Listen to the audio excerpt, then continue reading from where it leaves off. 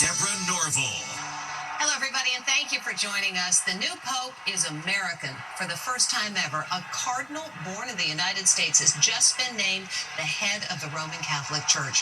Cardinal Robert Prevost has been elected to lead the world's 1.4 billion Catholics, and he has chosen as his papal name Leo. He will be Pope Leo the 14th. Reaction to this selection was electric, both here in the United States and especially in the square outside St. Peter's. Mary Calvi is in Vatican City, where that news is still sinking in. Habemus Papam. A moment of sheer drama. The first American Pope in history steps onto the balcony overlooking St. Peter's Square. Cardinale Prevost.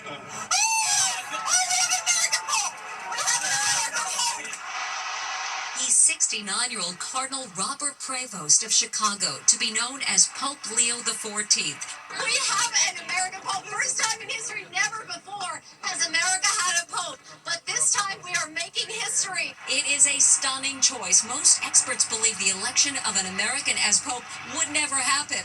He was made a cardinal by Pope Francis only in 2023. Il male non prevarrà. Siamo tutti nelle mani di Dio. The crowds in St. Peter's chanted over and over, "Viva Papa! Viva Papa! Long live the Pope!" The square became alive with pageantry to celebrate the election with Swiss guards and a marching band. The bells are ringing on St. Peter's Basilica. The crowd is cheering wildly. Thousands that are gathered, tens of thousands more are waiting to enter St. Peter's Square on the roads there. But what a moment to be here in St. Peter's Square. It is the second day of the conclave, and day 2 is when we saw the last popes elected. The major networks broke into programming with the news of an American Pope and the scenes in St. Peter's Square. The first Pope ever from the United States, and defying the conventional wisdom. This is stunning, absolutely stunning. And Americans among the crowd expressed enormous pride in this extraordinary moment of history. How do you feel about this? An American Pope? I can't believe it. First time in history. What an extraordinary moment. An American Pope. It's a true privilege to be here and witness this historic moment. Deborah, back to you in our New York studio. Thanks, Mary. So who is the man to be known as Pope Leo the 14th? Born in Chicago, he served as a missionary for 30 years, much of in Peru, and became a cardinal less than 2 years ago. Stephen Fabian has more. The first ever American Pope, Robert Francis Prevost, is 69 years old. He was raised in Dolton, Illinois, just outside Chicago. He is also a dual citizen of Peru. This is a missionary. This is a parish priest. This is a teacher who speaks 5 languages. The election of the first American-born Pope as the leader of the Catholic Church is sending shockwaves around the world. Many believed an American could never become Pope. They've always said you'd never get an American Pope. Look, America is a huge superpower. It's too big a footprint in the world. President Trump had this reaction. What greater honor could there be? And we were a little bit surprised, very happy. Serving the Roman Catholic Church runs in his family. 2 of his aunts are nuns. Here he is in his 2nd grade class at St. Mary of the Assumption School in Dolton. He was a math major at Villanova University outside Philadelphia. Did this photo predict his future? In 1982, he met then Pope John Paul II. He's only been a cardinal since 2023 when he was appointed by Pope Francis. I've been a missionary my whole life, and I was working in Peru. But I am American, and I think I do have some insights into the church in the United States. I'm still kind of shy. Bishop Robert Barron considers the new American Pope the mentor. We're both from Chicago. He's a very friendly man, very warm, kind of simple, soft-spoken, not like a loud personality. CBS Papal contributor John Allen recently had the Pope over for dinner. Never in my wildest dreams occurred to me that one day I'd be standing before you saying, "We had the Pope over to dinner."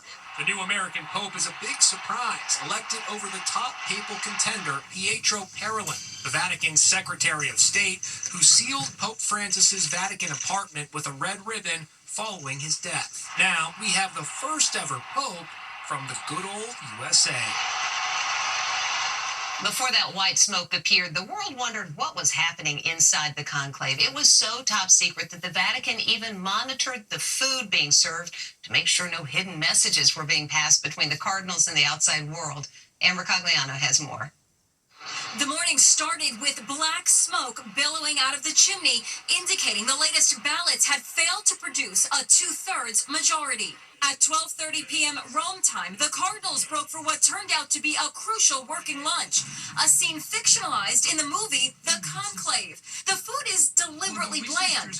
Mary Calvi spoke with CBS Morning's co-host, Tony DeCopel. There are limitations on the menu to make sure messages from the outside are not getting to the Cardinals. So, a roast chicken, there's obviously a cavity there. I don't know what's inside. We're not going to do that. Ravioli, a little bit of a complicated pasta. It's got some spinach and cheese in it. Wait, it could have a message. They're not going to serve that. It's just simple pastas, simple dishes broken down to make sure everything is secure while also providing little sustenance. And Vatican expert Michael Sean Winters says the food encourages the Cardinals to reach a decision. Do you think it's any good? There has already been complaints by the Italians about it. But that may expedite the proceeding. Looks like it worked. After lunch, at 6:07 p.m. local time, white smoke. CBS News senior correspondent Nora O'Donnell saw something remarkable. There was a set of seagulls and a baby chick, and I said it must be a sign of rebirth. Jack and Marissa McGowan from Tampa are on their honeymoon and found themselves with a ringside seat to history. This is a lot to come to after the whole wedding thing. So. It's so meaningful to add this to your honeymoon. I know. So much special. We couldn't miss it. George Murphy is from Washington, D.C. It was a very emotional feeling for me to just kind of realize, like, where we are right now, what's happening, and that our prayers matter is something that's always a very cool thing to think about. Our prayers matter. A new pope, of all things, an American. A new leader for the world's 1.5 billion Catholics. We'll have more on the announcement of the new pope a little later in the broadcast. President Trump is scheduled to hold a fundraiser at the Kennedy Center next month. That'll be the first big event he attends at that. The National Retail Association says the average American spends $259 on Mother's Day, and a lot of that is on flowers. But this year, flowers might be more expensive because of tariffs on imported goods. Allison Hall with some money-saving tips.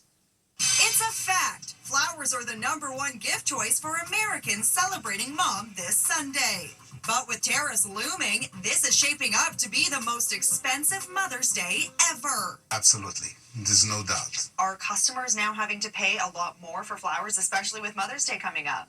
They have to pay more.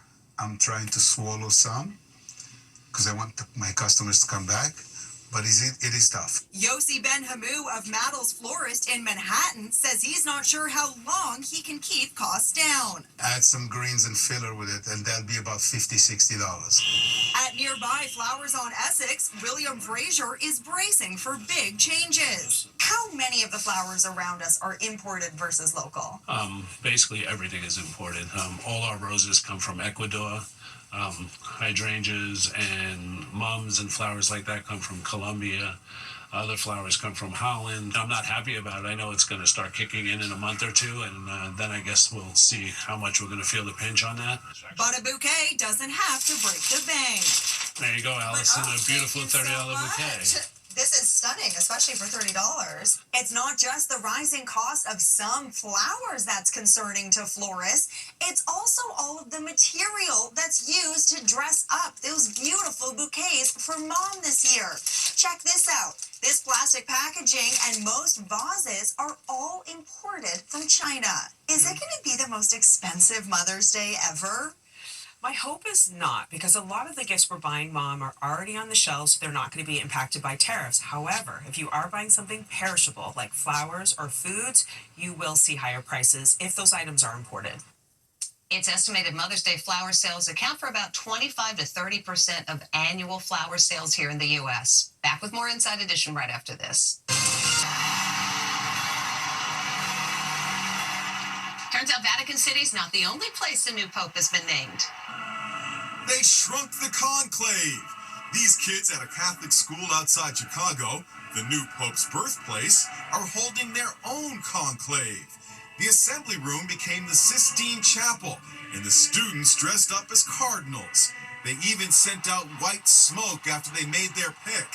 The kids went wild, and waving out the window, the new mini pontiff, who's from Chicago, just like Pope Leo XIV.